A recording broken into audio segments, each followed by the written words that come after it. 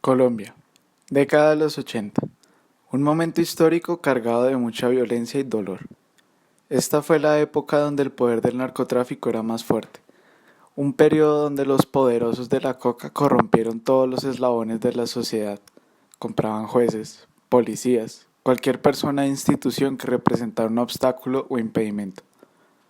Pero al que no cediera al poder del dinero, tendría que ceder al poder del plomo. Esta época fue muy complicada. El narcotráfico estaba infundiendo el terror para sus propios intereses políticos y esto puso en jaque al país. Para combatir esto, el presidente Belisario Betancur en 1984 anunció el inicio de la extradición.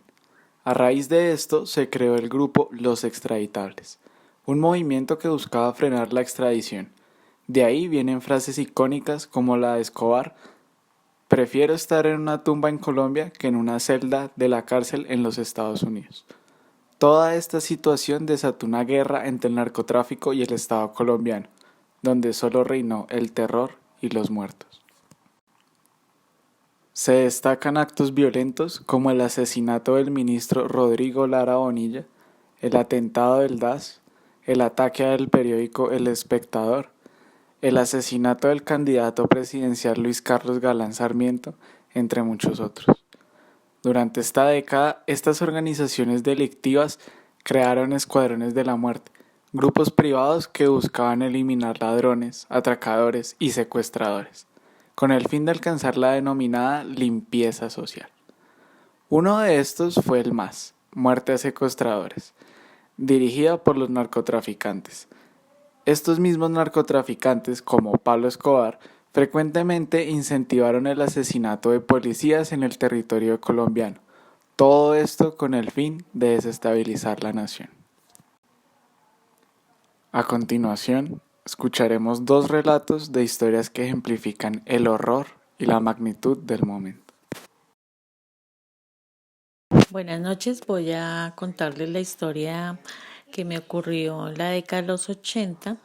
Mi hermano mayor, dentro de su proceso profesional, estaba ejerciendo como juez penal y al aceptar un caso, le informaron, le dijeron, le llegaron mensajes de que si ese caso no lo determinaba su fallo a favor, podría peligrar su vida o la de su familia. En estos momentos, mi hermano mayor tomó la determinación de cambiar su línea de penal por la línea familia y a la fecha él continúa, gracias a Dios, muy bien, al igual que su familia. Yo era estudiante de la Universidad Nacional de Colombia en la carrera de Ingeniería Sistemas hacia los años 80, acá en Bogotá. Y en 1982 ocurrió un asesinato de un profesor de la universidad en las afueras de la universidad, que este profesor se llamaba Alberto Alava. Fue realmente muy impresionante para mí porque fue la primera vez y quizás una de las únicas veces que vi a una persona asesinada a 10 centímetros de distancia. Es decir, yo participé en la velación de ese profesor y lo vi muy cerca.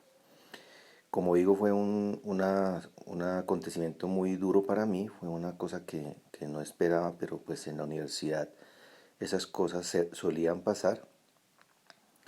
Y en ese entonces no supe con certeza qué organización había sido la que asesinó a este profesor. Ya pasando los años, me vine a enterar que fue una organización delictiva del narcotráfico que se movía en ese entonces en Colombia, en los años 80. Esa organización se llamaba MAS, muerte a traducida o quería significar muerte a secuestradores. Y era una organización delictiva que organizó el narcotráfico de ese entonces, cuyas, digamos, cabecillas de ese entonces era Pablo Escobar, Gonzalo Rodríguez Gacha y otros narcotraficantes famosos de ese entonces. Bueno, eso fue lo que pasó y quería narrar esa historia.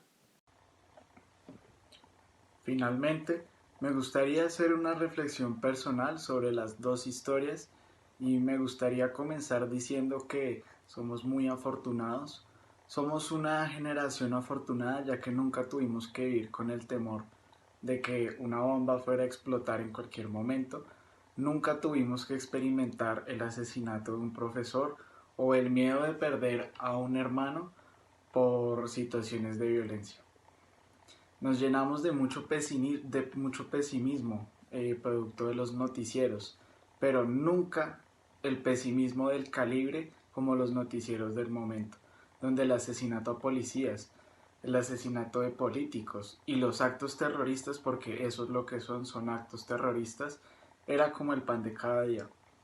Siento un fuerte sentimiento de lástima de que estas dos personas hayan tenido que vivir tan cercanamente el horror de la época y desearía que su generación hubiera tenido la misma suerte que tuvimos nosotros en la nuestra. Muchas gracias.